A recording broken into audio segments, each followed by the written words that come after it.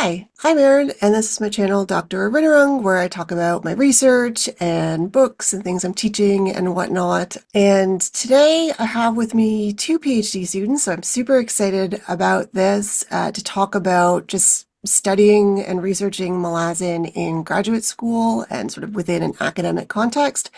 And so before we jump into that, I am just going to throw it to them to introduce themselves and then tell you a bit about what we're going to be talking about. So Alex, you want to go first? Sure. Thank you so much. Thanks also so much for having me on. Theo, it's great to meet you. I'm Alex from the Books with Banks channel. Mostly I talk about Malazan, but I do kind of a bunch of other stuff too. Talk some about Shakespeare, Romanticy, Warhammer, all over the place. Currently working on my PhD at Florida Atlantic University. And I'm studying Malazan and genocide and epic fantasy. And yeah. Hi, I'm Theo, Theo Farrow. I'm at the University of Manitoba. I'm in my third year doing my PhD. I study medieval and fantasy literature, so I'm between exams on those. I've written on medieval, about to write on fantasy. For my dissertation, I plan to compare medieval literature with Malazan to think about how world building from medieval practices has influenced modern fantasy. Great, nice. Thanks both. And we'll be talking a bit more about that in a second, but I wanted to set up the idea behind doing this because first off, Alex a little while ago had a sort of Malazan in academia video, and when I saw the title, I totally did not expect what it was going to be, which I really liked, right? I like because it ended up being like talking about people in academia who had written about Malazan, which was really interesting and fun to watch. But when I saw the title, I was thinking about, oh, it's going to be people talking about studying Malazan in academia, and that got me really excited. And so when it wasn't that, I was like, okay, then I have to make the video that I wanted to see so I can hear Alex and Theo talking about these types of things. And I thought it was something that viewers might also be interested in, because while there's certainly a lot of overlap in what we do in academia between sort of the book discussions that you might have sort of on Reddit or with other friends who have like talked about things, there's also a lot of sort of restrictions or structures, I guess. Somehow they're freeing, sometimes they're a little restricting, that mean that we have to do some very different things from like those conversations as well. And I thought people might be interested in that because it's something they might not know, which is why I wanted to do this and sort of think about the overlap too between those two discussions. Because of course, I think most of us here, if I'm remembering, obviously Alex is a booktuber, so is involved in that, but most of us enjoy the sort of, even as lurking, the sort of conversations that happen on the subreddit and those sorts of things. So it's we're sort of involved in both, which is why I thought it'd be fun to get the particular people together. So I guess what I wanted to start with, because I'm always like really curious about this, and I'll start with my guests before, filling in myself, because, as many university professors maybe I could talk for a long time and I don't want to. There's a reason I brought guests on. So I want to start just with a very sort of like simple, like what made you decide that you wanted to like not just talk about Malazan like online with friends with other readers, but actually do like graduate research on it and do it? Like, was there a particular moment in the book? Was there something about Erikson's writing? Like what was it that made you be like, no, I have to spend realistically, when we're talking about PhDs and the publications that come after, like 10 years of my life, working on this series. I don't know who wants to start. I could jump in first. Alex went first last time. I started reading Gardens of the Moon when I was doing my first real Shirk proposal. And for those who aren't aware, in Canada, that's basically an early draft of what your dissertation might look like for the purposes of applying for federal grants. And originally, I was thinking of using Sanderson's Stormlight Archive. And because it is such an early draft, I knew that it wasn't set in stone. Whatever I put into that wasn't going to come out. And as I was reading Gardens of the Moon, I realized pretty quickly that the potential for the scholarship that would come out of the project was just a little bit larger for Malazan, and I definitely don't want to disparage Sanderson or Stormlight Archive. I love that series. I read the first 5 books that have come out already. And the one thing I'll say is that I think Stormlight is a little more accessible than Malazan, and I think it does a remarkable job of being complex for how accessible it is. Malazan isn't quite as accessible, but it's also doing different things that I think are far more interesting, especially in terms of the world building, which is an interest of mine. It's far more postmodern in the way that it's forcing readers to make connections. I think the rereadability on Malazan will be far more rewarding, looking for references and things early on that are setting up the series. So I just decided that in terms of Malazan as a series for its density would just be very worthwhile, and I would get a lot of out of that experience, and that it was something that the scholarly world there was a void for it. Is that Malazan was worth studying, and that other people would get a lot out of that, so it was worth pursuing, both for me and the community. Nice. So my I guess background or journey to studying this more formally is sort of has two chapters, and stop me if I start to go on too long about either of these chapters. But the first part is that my first two degrees were in history, and between the undergrad and the master's, spring and summer was when I was finishing up reading Erikson's Book of the Fallen and Esselmont's six novels of Malazan Empire. And in undergrad, I was all about World War histories, but also even going earlier, I was really into the monarchs and but all very much European, kind of Western European focus. And then between then and when I started my in grad school, I was finishing these series that dealt so much with suffering and like the everyman and like the common man, and that started to, I think, in some way influence my history research, much more towards maybe not microhistories, but definitely towards social histories and histories of suffering. And so when my advisor at in my master's program suggested that I sign up for his genocide studies class, I said, sure, yeah, I'm all in. And so then I started studying genocide, and I definitely owe a lot of that to reading a lot of not necessarily just genocidal things that happen in Malazan, but a, a whole plethora of unfortunate, terrible things. So that was kind of part one, but I was still they were still sort of separate. Like I still had my history side, and that was the academic stuff, and then the fun stuff was Malazan. I eventually got a job working at a museum, which was great, but it really removed me and pulled me out of kind of the academic headspace where I could talk with other scholars and interact and just do research. Like it was much more a transcribing, like much more. I don't know. It lost a lot of the fun that I had with history in school. And so I was looking for conferences to go to, and I found the International Conference for the Fantastic and the Arts. And this has been happening in Orlando every year, every March. And I thought, this could be a fun way to kind of step my foot back into academia. And so I wrote a paper about historian characters in Malazan or in epic fantasy. And like I talked a bit about the lorists in N.K. Jemison's Broken Earth trilogy. I talked a bit about the Maesters in Martin's series. Um, but I talked about characters like Dwicker and Heberick in Erikson's books. And when I was presenting, Erikson was in the audience. His editor and the YouTube content creator, AP Canavan, he was also in the audience. And then Brian Atterbury was just another one of these intimidating people listening to me, come back into academia after so long of a break. But they were all super cool and super supportive. And after the presentation, we chatted, and they invited me down to like hang out near kind of the pool area at the conference, and we just hung out for that whole week. I met a lot of people at FA or that were currently teaching or taking classes at FAU, and they all kind of encouraged me to apply. And based on the strength of that paper, I applied and got into this program. So yeah, that's kind of the two separate ends of the story.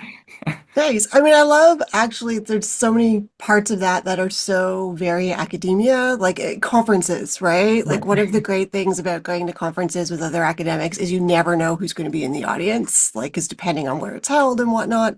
So it can it can be quite intimidating when there's like really big names just sort of sitting there, especially as a master's student. I had comparable experiences, although it would be names that no one watching this would know because they're purely only known in academia, sort of thing. But yeah, totally, I love that. And I will want to, curious if you've ever done anything with that paper because that sounds like a really fun paper. Like, have you left it behind? Have you shelved it? Are you planning on like Yeah, turning it into an article? I applied to FAU with it instead of using like they typically wanted the master's work or something Yeah, from that program, and I said, it's not really that connected to what I would be doing though if I went there. So can I do this instead? But yeah, no, I that's just kind of been left on a shelf somewhere. But it was a lot of fun. The kind of crux of the argument was, yeah, it's so easy for a historian to step onto the page and just serve as a sort of exposition vehicle. yeah, These authors are doing something different. What are they doing? And I was also kind of trying to map, like, I was trying to group or categorize those historians into like different schools of actual like historical thought in over the okay, last yeah. like 100 years or so. Um, yeah, sorry, we don't need No, no, to. no. It's no, it's fascinating because, and that's the one thing I mean to put on my advice hat for a moment because like I'm graduate chair in our department right now, so I just have that on my mind. Like whenever there's like interesting work you've done and whatnot, like yeah, keep like put it on a shelf, keep it in a drawer because 10, 15 years down the road, you might like take it out, dust it off, and be like, in hindsight, how can I, share this? Because I do feel like so much of what we do, the whole point of doing it is to share it, right? In one way or another. And I think that's really important. Yeah, yeah. Um, Alex, that fascinates me. You're talking about the narrators and about how historian is such an obvious role for a narrator to take because not only are they analyzing what they're seeing, but they're trying to explain it for a future reader or listener, which is a great way to frame a narrative. But part of what interests me about world building is the narrators, because sci-fi this works as well, but we're talking about fantasy, and that's far more my wheelhouse. Fantasy narrators have to do the dual job of presenting you the narrative, while also constructing the location in which the narrative happens. They Yeah. have to do that extra heavy lifting that I think can get overlooked in a really great fantasy. And again, like that's what I think Sanderson does so well is he builds the world building into the narrative so that it's all very organic and quick. There's not a lot of expedition jumps. Erikson goes even farther and forces you. I don't know if anyone's played Dark Souls, but sometimes the world building is in like item descriptions. You have to go and look for them, and that's how Malazan feels to me. I think it's very comparable to Dark Souls in terms of books to video games. It's dark, it's gritty, and I love that note about the historian as the narrator. And I think it's also with a character like Haberic, but especially a character in Carcanis that I won't say too much about. I don't want to ruin things. There's a historian there too, but they're both these two wonderful like historians in crisis, like postmodern sort of. Where do I like? What does it mean? Anything I write is just fiction. Like what's it all about? And so when Erikson's doing that, then that puts so much more of the responsibility on our shoulders to actually figure out what happened, what's going on, what's this world actually made of. One, I think Erickson's also like self-referencing his own role that he feels like he is writing a history for this world, and he's doing his job as a writer. The world feels real enough that he doesn't want to falsify things that happen. Right, yeah. Yeah. I mean, it also like brings in, especially with Erikson, the multiple narratives of history, right? In that you have, like, I know it frustrates people, although for me it's something I love. Like there are a lot of competing narratives of events, like especially if you're talking about the entire universe, like the Esselmont books and all of the different series, not just the Big Ten, right? That is history, right? Like it isn't unified. There are these different stories. There are these different ways of interpreting it. And so I actually, that's one of the things I enjoy. And I think that's one of the things that makes it worth studying, Yeah. right? Are those different things.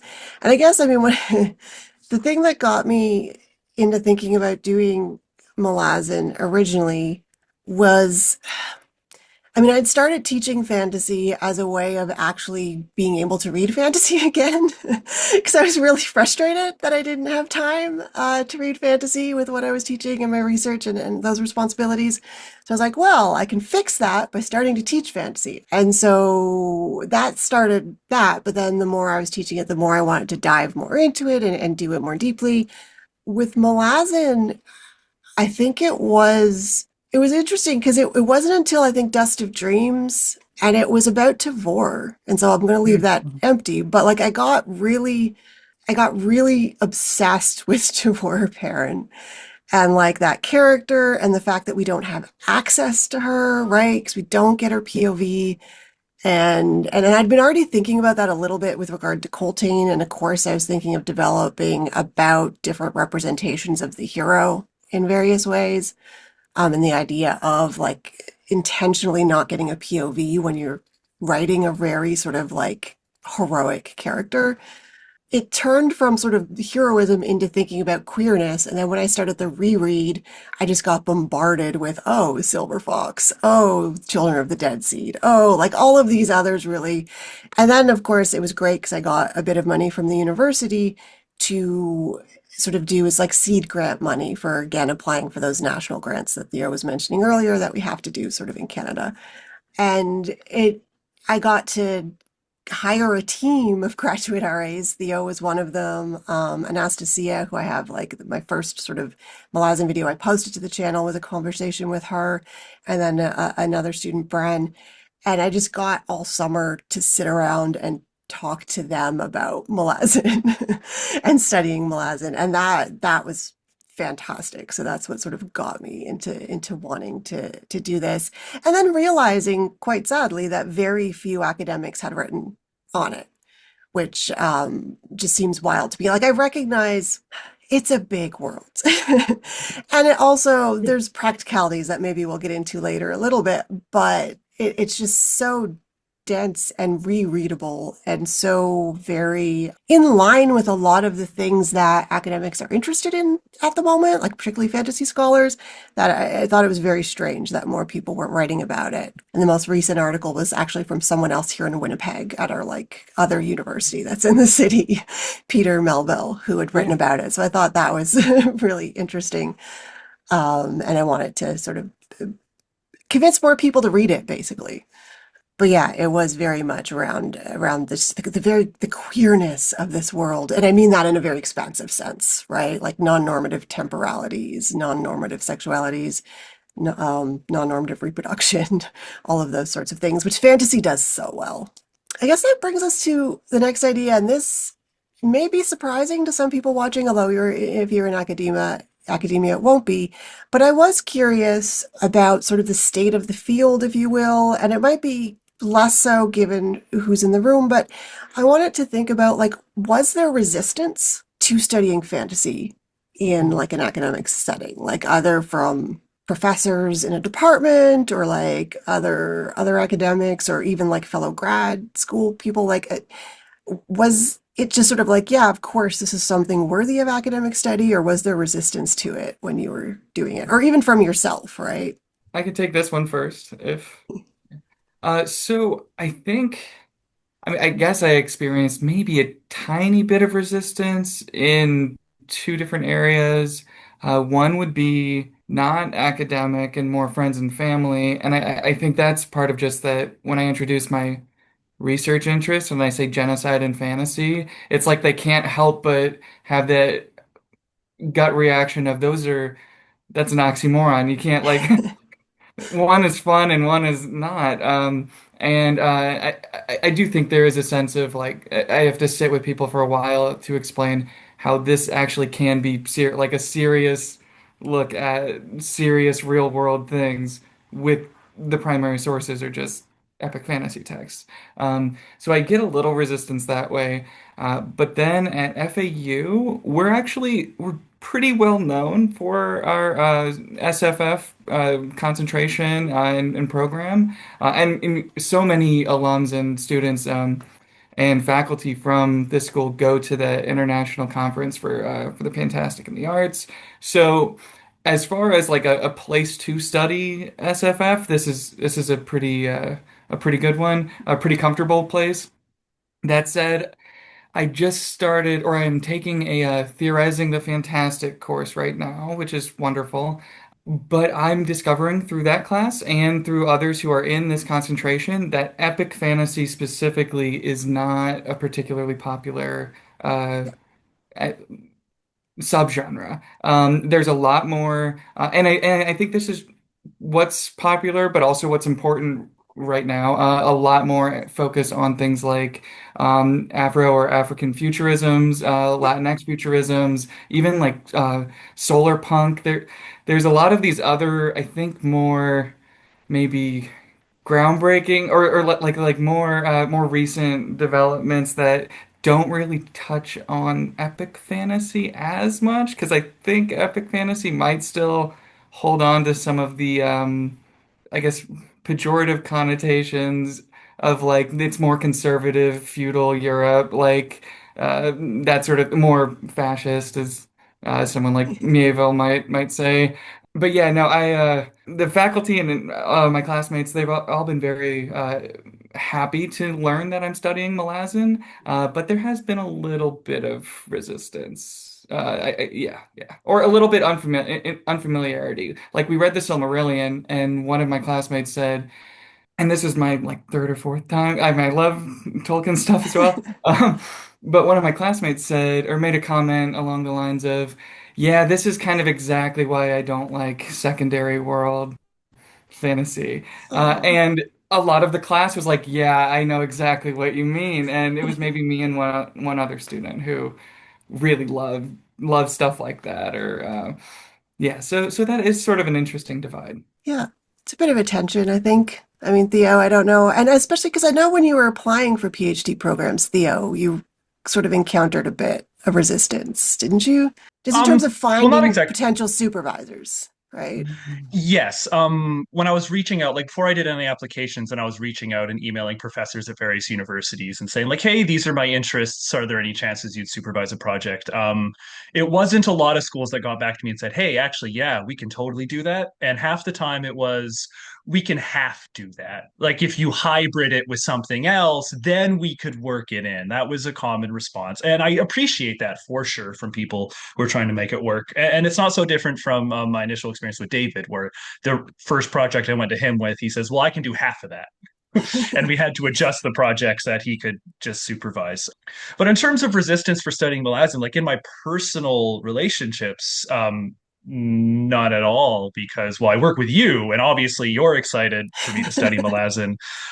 Dr. David Watt, who's my medievalist mentor throughout this process, my other supervisor, he studies Game of Thrones academically. I think he's written a paper or two. He's taught classes on it, so he understands and appreciates fantasy as a genre and as a mode. So I didn't encounter any resistance from him. And in terms of my friends and family, like we have an awesome department at U of M, so everyone is supportive. No one challenged me on it. Everyone's excited to hear about it. My family and friends don't know enough about it, I guess, to have resistance. If there is resistance on that side, it's me projecting. It's me assuming that they don't take it seriously. It's me assuming that they would think, oh, you're just reading fun fantasy books all day. That doesn't sound like work. And no one has ever actually said that to me, but it's easy to imagine people having a shadow of that thought at the very least. There is what I would call casual resistance in the fact that as an area of study, it's not as developed as other areas of study. So, in terms of looking for scholarship, in terms of finding a vocabulary and a framework for putting the research into context, there's a lot of it's very amorphous. We have to do that work ourselves. We have to decide our vocabulary. We have to look at what scholars have said so far and decide what we enjoy and what clicks with us in our own interests. So there is some, I guess, subtle resistance in that way that there isn't a path like if you study Chaucer or Shakespeare, there's a path for you to follow. There's a framework, and you start there, and then you figure out how to break it in order to be interesting and engaging. But for us, we have to start the path. So there is some of that, and of course, online you said pejorative. People talk about epic fantasy in that way. Like I just see on our literature and our books, I see people debating the merits of fantasy all the time, and it is a little frustrating. And I don't succumb to screaming into the void of leaving a comment, but It's there. Yeah, it's there. And I mean, I love that it's changing at a lot of places, but I mean, coming from a earlier sort of Gen X generation, someone sort of doing undergrad in like the late 90s and stuff, like it has like fantasy scholarship has been going on for a long time. Actually, I want to make that clear. Although, as you say, epic fantasy has never really been a lot of the content for that. And there's practical reasons for that because it's really long. And right, when you're writing articles on something, like you're expected to have read it many, many multiple times, right? To be very sort of comfortable, familiar with the text and whatnot. So there's that. I mean, the other side of that too is often if we're researching something, we're expected also to be teaching it and bringing it in the classroom. And it is actually, speaking from experience, a challenge to bring epic fantasy into an undergraduate classroom, in particular, even in just terms of thinking about logistics and which first books can sort of stand alone and just all of those things, right? It's a bit difficult. And so, yeah, all of that is I think very true. But certainly, like, I love that we're in a place in academia right now where there are more and more courses being taught on it, right? Because that just wasn't a thing. Even when I was doing my PhD, right, which would have been in like the late aughts, right? There wasn't. We certainly didn't have fantasy courses where I was studying. Like I did my PhD in 17th century British stuff. But again, I've always done stuff that very few people are interested in academia. So I am used to like just being like, okay, how do I make this work and fit, right, within academic discourse? Because that was very true of like because I was basically studying genre fiction of the late 17th century when I wrote my dissertation on secret histories. So that's always, I think, been a thing, which for me is exciting. Like I love that. Like don't get me wrong, I love Shakespeare. I mean, I have more of an interesting relationship with Chaucer, but I do love the big names, right, of literary history and all that stuff. And I love being able to be like, there's so much we can read and write about this. But also I find that a little more difficult to find a space in a crowded conversation, and so that's one of I think the exciting things about fantasy and studying it is you're sort of jumping in and trying to pull other people along with you in various ways, which I think can be a lot of fun. And certainly in our department, and this is sort of a plug for our University of Manitoba department, we are very on board with perhaps actually basically trying to do what they're doing at your university or what they've been doing for quite some time at your university banks, which is like making U of M a place, at least in Canada, for people who want to talk about and study fantasy and science fiction more broadly. Like we have an Octavia Butler scholar at the university. We have someone who does Indigenous futurisms.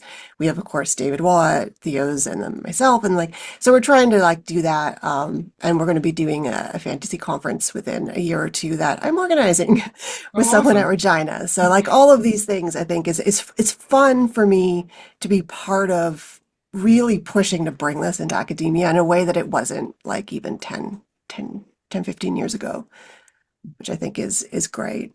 And thinking about that, that actually leads like into the next thing I wanted us to talk a little bit about, because the thing that people may or may not know, depending on if you're in academia yourself or just watching this as someone who loves Malazan or a little bit of both, but like in order to study something in academia, that's both for like a thesis, but also then to publish articles in like scholarly journals and stuff like that, which is sort of the path we take for our publications. Some people believe, and actually I have a lot of grad students who believe this sometimes, that you're meant to go in and just be original and be like this, groundbreaking, whatever, do like a thing that no one's done before. And that's actually really not true. Like that's a model we have thankfully left far behind. Because what's really true is that you're entering a conversation, right? So a little bit of the challenging part, I think, when you are working on something that is not as well developed as, say, Shakespeare studies, is you have to sort of look around to find the conversations you're joining in order to sort of justify talking about these things in academia. And also because no one wants to just monologue, right? Like we want to be able to talk to other scholars, other people interested in this, go to conferences. That's, why we do this. And so I guess that what that is leading into for me at least is just thinking about like how did you create those bridges? And then part of that is how you're approaching like Malazan, like what other texts are you connecting it to? What sort of what we would call like methodology or theory are you like bringing to talk about and think about the Malazan universe in your work? Well, I could jump in first on this one. Well, like I had a wonderful teacher early in my undergrad, Dr. Barbara Rose, and one thing she taught us is that like books are of course political products. They're political artifacts, and you can never state that too much because you see too many conversations online where someone says, "Don't overthink it. It's not that serious." It's like, no, it is. And if you can't see the politics, it's because they're leaning into normalizing something that's so ubiquitous you don't even notice it's there. But she told us that like whenever you're reading a book, it's also an aesthetic product. Like it's also a piece of art that you should try to appreciate. So definitely, for a certain time when reading these texts, I'm just trying to appreciate the story Erikson's giving us because Erikson is a wonderful storyteller. He's funny and he's emotional and he's dramatic and he knows how to set up all these interesting things. So like I definitely try to just enjoy the work. And I think that's a big part when you asked earlier, why do we study it? Like it's just enjoyable. Like I'm not sure I could do a degree spending 5, 10 years studying something that will being totally intellectually engaging is aesthetically dull. I don't know that I could do it. And that's part of Malazan's pull is that it's just an enjoyable read. But then after that, my methodology, I'm really interested in narratology. I have a bit of a math brain. I like to break things down into their parts, into their components. And I'm always reminding myself that categories are fake and we only make them to help organize. And then once we've done that, we kind of have to do away with them and let all the fuzzy spaces in between those sets take over and kind of work themselves out. But Malazan is just so interesting in the way all the pieces are put together. He's taken all these fantasy tropes that we're familiar with, the mentor, the hero, the gods, the epic characters that we don't aren't supposed to meet till later who show up early and make us excited about the world. And he puts all that in ways we don't recognize them, but they're all there. And I think that's what's so fascinating about Malazan. Yeah, no, I I guess I could use a specific example of something I'm working on right now, maybe. Mhm. Yeah. If that that could be helpful to illustrate how someone could go about doing this. So, as a bridge into talking about a relatively unread text, uh, one of my advisors suggested, "Oh, why don't you try to start off with maybe Tolkien or something people are more familiar with?" And my initial reaction was, "No, like it's kind of like Shakespeare is for all of like literary studies. Tolkien is there's been so much written and said about Hmm. him. That conversation is bursting at the seams. I'm not sure that I would be making any particularly controversial or interesting additions to that conversation on Tolkien specifically. That said, I did just read Charles W. Mills. He was a critical race theorist from the I think he wrote this thing in the 80s and he recently passed away, but it was never published until 2022. And it's called The Wretched of Middle Earth. And it's all about the orcs as the black other. And so right now, what I'm working on is I'm taking his sort of critical race theory approach and using that as a way to introduce how race is handled in fantasy, how hierarchies of race look in fantasy, kind of the problems with having a racial hierarchy, and then I can add the Malazan component that I'm really excited to talk about and say, and this is how Erikson and Esselmont deconstruct what Tolkien was doing, what Jordan did, what all these other fantasy authors have done with race. So that's an approach, or an approach that I'm currently kind of in super involved in. Yeah. Yeah, I mean, and that is the one of the ways we often do it, right? Is you connect a current theoretical approach that is very that people are very interested in talking about and thinking through, like right now and at conferences, and you bring in a new text to be like, well, look what this text that I really like Right, right. can show us about that and can contribute to that conversation. And in terms of queer theory, that's sort of what I'm doing, right? So you take something that I'm already interested in from like other elements and being like, well, actually, this epic fantasy text that you perhaps wouldn't even think in relation to queerness at all, because there's this very little explicit queerness in it, actually has some really interesting things, right, to say about it and different frames and whatnot, which I is something I very much enjoy. And it's less what I study, although certainly a lot with what I teach, but I actually really love and want, I think there needs to be more done on race in Malazan, right? Mhm. Because the world they've set up, I think is it, I'm going to show my ignorance of the Roman Empire as I say something that may or may not be true, but it's my impression of the Roman Empire, which is just that idea of like sort of almost pre-racial in terms of the, if we're thinking about modern conceptions of racial categories that have their base really in 18th century British thought. But like just that idea of a pre-racial empire that is about, taking in and using as part of their actual military hierarchy, like not actually keeping that colonized colonizer dynamic, but actually making everyone invested in the empire. I feel like that's what Malazan is really doing in a way where you can almost race is not tied to hierarchy, I guess, is what I'm sort of saying, which I find can lead us to think about pretty interesting things in relation to that book. But also, if we have like Helen Young has a great book talking about habits of whiteness in fantasy, and racial logics and whatnot.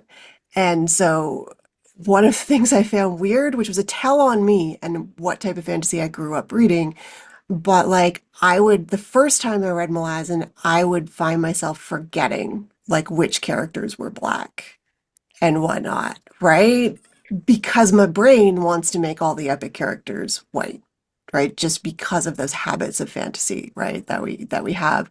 So I think there's something really fun going on there too with the way that both Erikson and Esselmont are writing, in that it's sort of like a tell on our habits of reading that we then have to sort of interrogate in ourselves in terms of what's going on there. we you talked about the conversations we join, and we've talked about fantasy and I appreciate that you corrected me a little bit. Like, it's not that there isn't fantasy scholarship to dig into.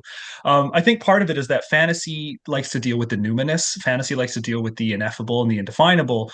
So if you imagine that as a sphere, scholarship tends to rub off it, and you can come at it from any angle, and it's hard to wrap your head around and to wrap your hands around what it is. So I think you get so many different conversations started on fantasy, and it is wonderful to jump on someone else's conversation, but because the way of thinking through fantasy can be so different, it can also be difficult to jump on someone else's train of thought and to work off their scholarship. And that is both, like you say this all the time, that a lack of scholarship isn't a problem, it's an opportunity. That there's space there for us to fill. But what I'm finding is that so many conversations are outside of academia. They're on YouTube, they're on Reddit. And to me, that is one of the more interesting things about it, because we develop these funny vocabularies. You see different opinions about it. I'm sorry, I had a train of thought going somewhere and it just left me halfway through what I was. That's totally all right. I mean, it's funny to to be a bit petty for a moment, which I always enjoy a little bit of pettiness, can't help it. But that actually made me think of something like, is there one thing about those online conversations that just as an academic is like nails on the chalkboard? Because I have to say, for me, the one thing that's been getting me, and this is new, I only been seeing it, I think, in the last year or so, but I've been seeing a lot of people talking about novels having a thesis. And Mm, that sort of drives me wild, right? Because novels aren't like, a thesis is an argument, right? Like a thesis is by nature an argument, and like that's where the thesis statement and essay writing and all of those things come from. And like novels don't argue. Like we argue using novels, right? But like novels themselves present things certainly and have different like tones to them and all of that, but like they're not making an argument, and I don't know why it bothers me so much, but like seeing that kind of language like seeping in just like grates when I'm watching things.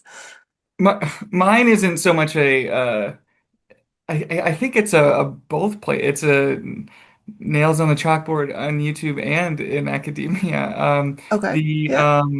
So many of these conversations, not these, but so many conversations about fantasy, in both spaces in slightly different ways, but it happens in both of them. I want to say devolve because it sounds as mean as I want it to, maybe. But devolve into what are the limits of epic fantasy versus portal fantasy versus science fiction versus like magical realism. Like it's all so there's so many I guess efforts to trace the origin of like this was the first fantasy book or I mean that's especially Yeah. on YouTube and stuff like that. Um and then and if people start talking about like epic like more mythological texts and stuff, there's not always the appropriate nuance around religion versus magic and how we talk about these things, Yep. which is, fine. Maybe they haven't been in a class where they've learned uh, how problematic some of those the assumptions could be there. But no, just the fact that so much of the theory in fantasy in general always seems to be funneled towards that definitions kind of space, which I know is important, but it's just so boring. Or it's I've read it so much. We don't need more. Yeah, no, Right. I could definitely see that. And it's almost a meme with my students how much I cringe when someone says the first whatever. Like it doesn't matter how you're filling in that blank. Like that statement immediately just, yeah, it kills me in a, ugh. Anyway, sorry, Theo. It's funny because one of the first things I was going to say is when people try to put concrete answers on things Yeah. that are subjective and loose and opinionated. I really I love Malazan, and I think it is definitely one of the best fantasies of our time. But like when people say like it is the greatest or which Right, one is right. better than, I'm like, those aren't useful discussions. People talk about genre. I guess when people join, like we talk about entering a conversation, a lot of times people online will enter a conversation without even realizing they're entering a conversation. Right. Is that they haven't read anything that anyone else has said, they haven't seen their own discussions, they haven't looked into it, but they have opinions and they're going to let you know what they are. Especially on genre and about like what constitutes a genre, and again. But I think the thing I'm going to nail at is power scaling. Um, Mm, mhm. because I'm also into the anime community and I enjoy One Piece especially and other ones. But like power scaling is something fans love to do in fantasy and anime, where who is stronger, this character or this character. And I agree that those conversations have a place, but I find that they never get to the so what. They never get to the why is this discussion useful. They want to compare who's stronger for the sake of it. Whereas for me, especially coming from a medieval place, which character is stronger tells us something about the morality of the text. Why is that character stronger? Why is the author chosen to give them the victory at that point? What were their methods of getting there? Was it hard work? Was it cheating? Was it allies? Was it self confidence? Like, what was why is that power scaling coming out the way it is? And I just find that those conversations never get to that interesting point. And what happens is we get a lot of these really shallow discussions about things that could be really interesting and just stop at that step before they become interesting. And then people get tired of talking about them. And then you can't start the conversations because everyone says, oh, I know where this is going. Yeah. Yeah, that is definitely true. And I find that a lot and I feel like it's the medium. Like I don't think it's the people involved in the discussion's fault, but one of the things that frustrates me about Reddit, even though I love Reddit, is that it never like the conversation always stops right when it's getting interesting. Mhm. Like as you're sort of saying there.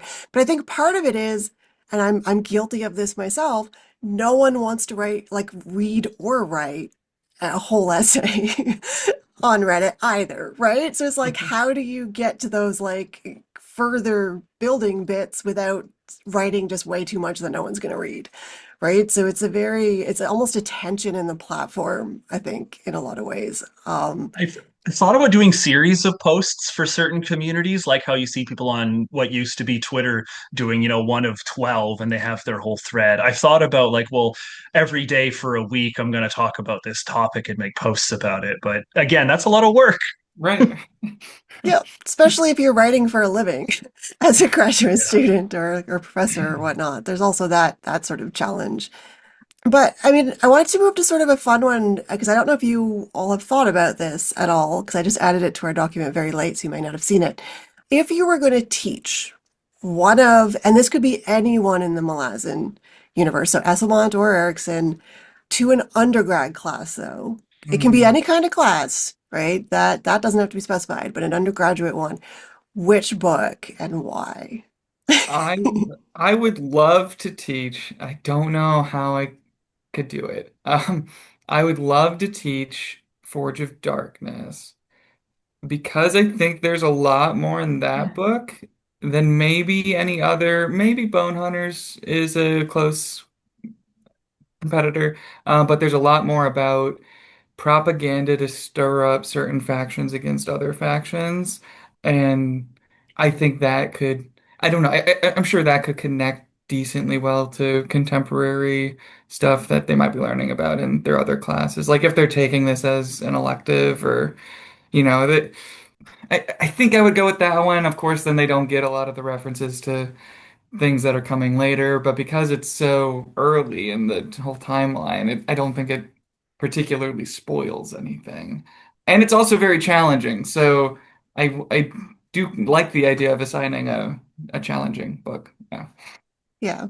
How long is that one again? Remind It, me. it's like I want to say it's maybe 800 mass market paperback pages. Okay. Um, Yeah, maybe like 600 something like that. So that would be a number of weeks.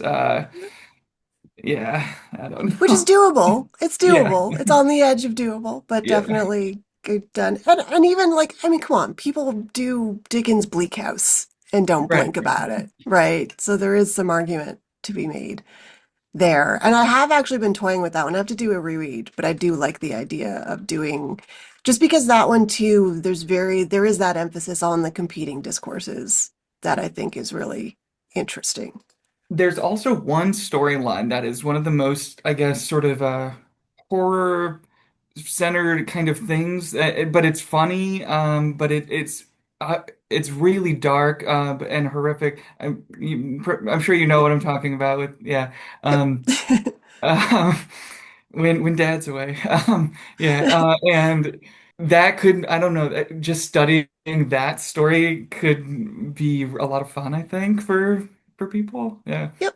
I don't want to give anything away, Theo. Sorry. Yes. No, Yep. that's okay. I appreciate it. I mean, a simple answer would be Gardens of the Moon, just because it's the first one. But I'm of the opinion that Erikson's writing improves drastically between that first and second book. And I think Deadhouse Gates could be an introduction, because the storylines differ so much from Gardens of the Moon. We follow different characters. Um, Malazan is a story of non sequiturs. Part of the reason it's nice to study academically is that if you put it down for a few months and pick it back up, you're not really any more lost than you were before. Right. Um, but Deadhouse Gates would certainly be an opportunity to address some of the more uncomfortable topics of the series. Definitely Fellison's storyline at the beginning is just rife for conversation, especially with young students Mhm. dealing with those kinds of topics. I think that could be very fruitful. Obviously, very challenging as an educator to guide those discussions, and to provide the right context for interpreting it. But then also looking at, I love Heberick and Dwicker. Both of those two are just wonderful narrators. But just following Dwicker's line, and I think something that fantasy might have a reputation for is the same thing that, say, metal music or horror movies is using, gore porn. It is just like Mhm. being violent for the sake of violence in order to get people's attention, shock factor.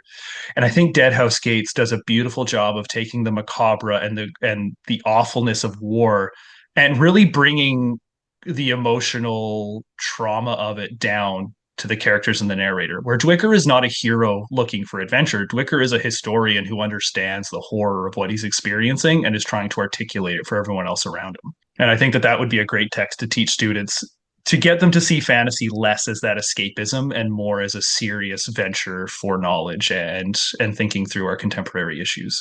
Yeah. Yeah, I toyed with that one too, because certainly I have a very bad habit of only assigning dark books without realizing I'm only assigning dark books when I organize syllabi for my classes. So that, that is something I'm used to teaching. But you're right, it requires like thought and sort of some, depending on the extent, content warnings and sort of things like that. In terms of just letting the students know, like I'm never, I think content warnings are important. The way I always put it is like, you have to read this, it's all in the text, but maybe like, so we're about to start in my fantasy class that I'm teaching right now, we're about to start Kwang's The Poppy War. which I Okay. love teaching, and I think is just a phenomenal and fun epic fantasy novel to teach for so many reasons, because she's like connecting with so many tropes of different styles of fantasy in interesting ways. But I always let them know, I think it's chapter 21. I'm just like, when Oh you yeah. get The to chapter city. Yeah. 21, Yeah. you may make sure you're not reading this in public. Yeah. You know, like that's what I mean in terms of content warnings. Like just warning them, like this might be something you want to make sure you're like home or in a private space when you're reading this thing, because it's really difficult. But yeah, I do think I want to try Deadhouse Gates because, as like some people already know, like I've taught Gardens of the Moon in a couple of classes now. I wouldn't say 100% successfully. It's very difficult to teach. I want to keep trying, and I'm going to keep trying teaching it because I will find a way. But students find it very difficult, and that's students at all level, even graduate students. And it connects with a certain type of student, but leaves the rest sort of behind. And I Sure. think part of that is my fault, so I need to like work on how I'm doing it. But I do think the emotional content of Deadhouse Gates might be an easier thing to connect for undergrads uh, in a lot of ways. And I loved the idea Erikson mentioned in the conversation we had with the class last year when he zoomed into my class that Midnight Tides as another possible Yeah. example, which I do really like that idea, especially because it has the comic elements, which I'll just Right. leave it at that. And it is very like disconnected again, like you're yet again, you're starting all over, right? In terms of like characters, world, place, all of that. But that one's really long. Like Yeah. I don't know don't know if I can justify that. But I guess like part of the point in thinking about this is A, it's fun. But two, like with like academia, when you're thinking about teaching something, again, it's got to connect, right? Like, it's got to connect with like the other stuff you're teaching. It's got to connect for the students and what they're doing in other classes. Like it's always like one of the things I was hoping, and I'm really glad it's happened sort of organically that would come out of this conversation, is that one of the important things about studying anything in academia is making connections to other things that are like urgent and people are talking about and people are engaged with like right now. I don't know. I think I didn't. Wow, we're at almost an hour. I did not expect that, but great. I mean, this has been really, really interesting. I guess my as a final, I think this is a good point to just be like, are there any sort of final thoughts, ideas, things about sort of, for one, I encourage people, if you're interested in academia, if you're doing an undergrad, if whatever, like, you know, fantasy is possible to study at a lot of universities now in a way it wasn't like it was much more difficult to do, say 15 to 20 years ago. So do it. Highly encourage you to do so and bring more voices and whatnot into the conversation. Yeah, any final thoughts, ideas that you all wanted to jump in, either about your own work, your own projects, things you're excited about, upcoming conference things, you know, anything like that. That paper, the critical race theory thing I was talking about, that I'll be well, I've submitted the abstract for that too, Nice.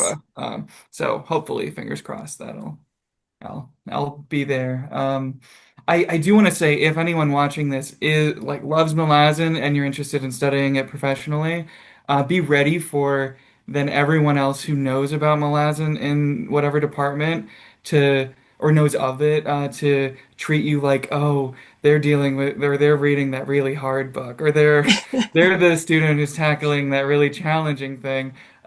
Because like I think there have been a few times where our professor's been like, oh, now this next one's a little rough, and then someone will say, well, not for Alex because he's read Malazan, and it's really tongue in cheek, but and then I struggle with Malazan, like it's as everyone Yep. who likes the series knows, kind of struggling through it is part of the fun. Yep. But yeah, if anyone is interested in kind of doing what we're all doing, be ready for that maybe. True. Yeah. Yeah, just follow your interests. I highly encourage anyone going through post-secondary because I have a lot of conversations from being in university for a long time with people who didn't go to university or had a bad time of it. And I know that it is a problem where a lot of universities want people to get degrees so they can work. And I very much hate that mentality. I think people should get degrees to enrich their lives and so they can contribute to their communities and find their place in the world. So please follow your interests, follow your dreams and your heart, and find a way to live in a capitalist world without selling your soul. Join the chain of dogs, and if you don't know what that means, I guess you'll have to RAFO read and find out. Yeah. So I, but if you don't read Malazan, please read. Please read anything. Please read. Reading is great. This is very, very true. And yeah, you don't need a direct point from here to there for something to be valuable. Certainly, I think that's one of the great things about fantasy. I think. And so I will thank you, everyone, for watching this. Those of you who are still here, I know there's probably very few of you still here. As always, like and subscribe to the channel if you haven't already, and just keep an eye out for more content. And of course, if you're not one of Alex's subscribers as well, make sure you like and subscribe and check out his channel and for lots more fun fantasy content with an academic spin to it. Yeah, and thank you both for being Thank here. you. Right. Thank you Thank you very for much. having us. This was This is awesome. a blast. Yeah. Yeah, no, it was really, really fun. So I really, really appreciate you taking the time out of a very busy academic term, I'm sure, to do this.